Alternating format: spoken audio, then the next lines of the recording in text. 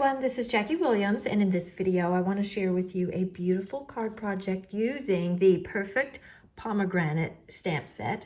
And I love this stamp set. It's one of those beautiful distinctive stamps, so all you need to do is ink it and stamp it, and you get all of that beautiful shading that's built right into the stamp. So let's get started with our project.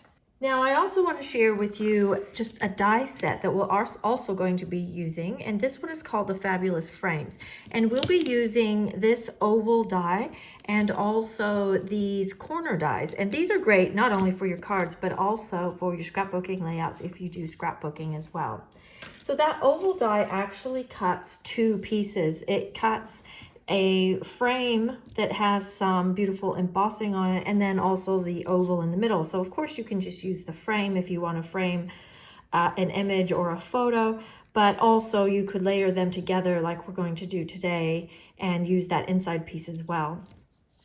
So what I found helpful to do before I started stamping was to use my oval here and just traced around it so that I had something to gauge where the flowers went rather than just, I did try it just guessing and it didn't work out very well. So that just gives you a starting point, and that pen mark will get covered up with our stamps. So I am going to use Gray Granite and Mary Merlot, and you definitely want to have a stamp mat underneath you with this stamp. These are photopolymer stamps, and I'm going to use the side flower image in this set. And I'm going to ink it up with the Gray Granite and then just use a very small amount of my Mary Merlot and just stamp my first flower.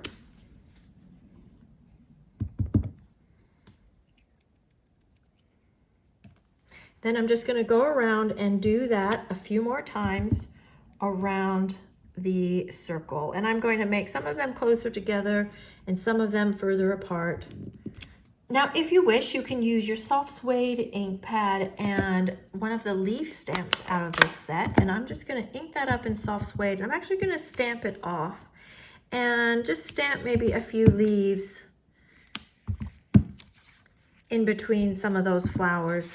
These may or may not show up by the time we've got all of our die cuts on, but if you have some gaps that you want to fill, you could do that. And then I'm going to take my Gray Granite and a blending brush and just go around these edges just to soften them up a bit.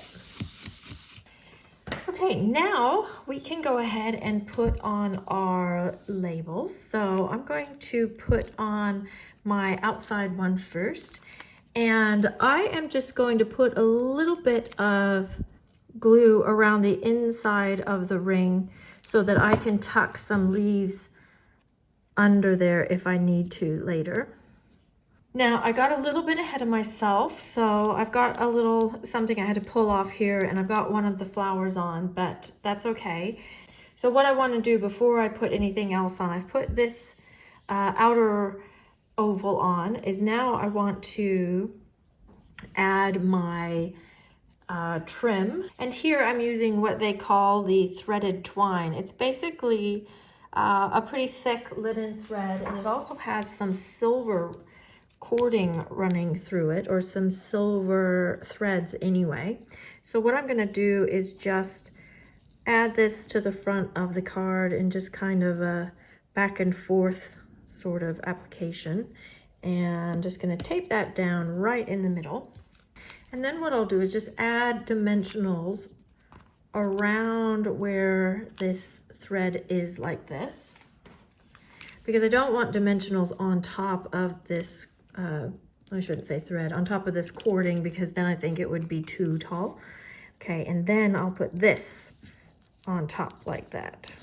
Now then, the flowers, the smaller flowers, I have stamped in Mary Merlot, and then this little stamp is for the center of the flower, and I've stamped that in Gray Granite, and then just scissored these flowers out.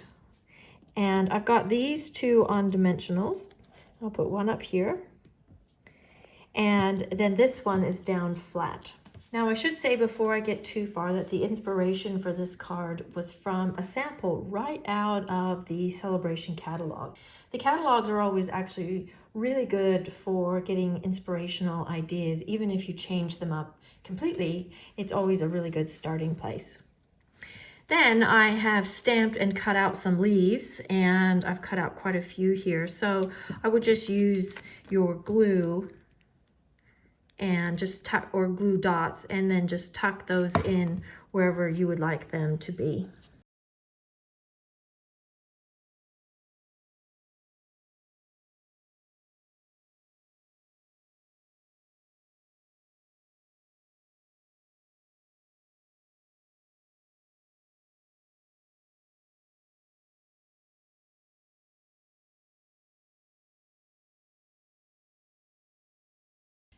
Now this piece here is 5 1/4 inches by 3 7/8 inches. But of course you could just make that a little bit smaller or a little bit bigger, whatever suits you. But I found that was a really good size when using this oval as your starting point. And then I have cut another piece of vanilla that is then 4 inches by 5 3/8 inches. And I'm just going to place this piece on top of that and just give it a, just another matte, just so it's just a very subtle frame without adding another color to it. Now I'll set this aside and we will go to our card base. So I've made actually an unusual size card for this one, and that was really because I started out with this size and then I did want a bit of a background, but you could just mat this onto a standard size card base and have this just be, basically the entirety of the card. But I wanted to use a bit of these Abigail Rose papers. So my card, I should back up and say, is 6 inches by 10 inches. So it ended up being 6 by 5. And then I've just cut a piece of that Abigail Rose paper, that really nice ledger paper that's just a bit smaller than 5 by 6. And then one of the coordinating prints. I do like this one with the polka dots because it's got both the soft suede and the gray granite in it. So it brings those two neutral colors together. And then I will just put this piece up on the card front with dimensionals. And I have used one of these little photo corners cut out in soft suede, and I'm just going to use one of them and put it up here in the corner. I tried using 2 or 4 and personally just felt it was a little too heavy, but that's just personal preference. So whatever you think looks best. And then I want to just add some embellishments. And I was thinking that I might use these, the iridescent rhinestones. They're beautiful. And they also have a little bit of a pink tinge to them. Or I could use the iridescent pearls. I do like those because it does bring out the white in the best wishes. I think I'm actually going to go for the pearls. Okay.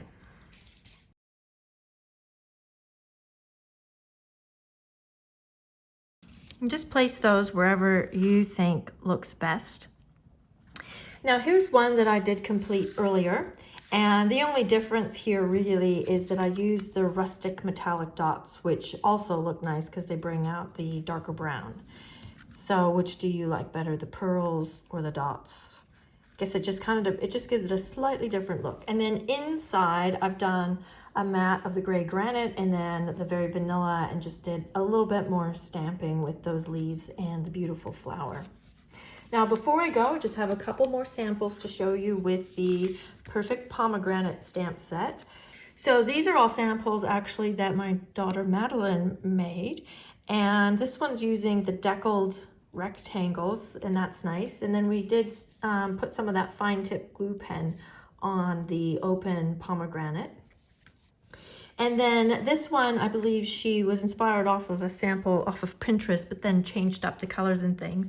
And this is using the die from the Organic Beauty in the background, and then just creating some small circles to frame those beautiful images.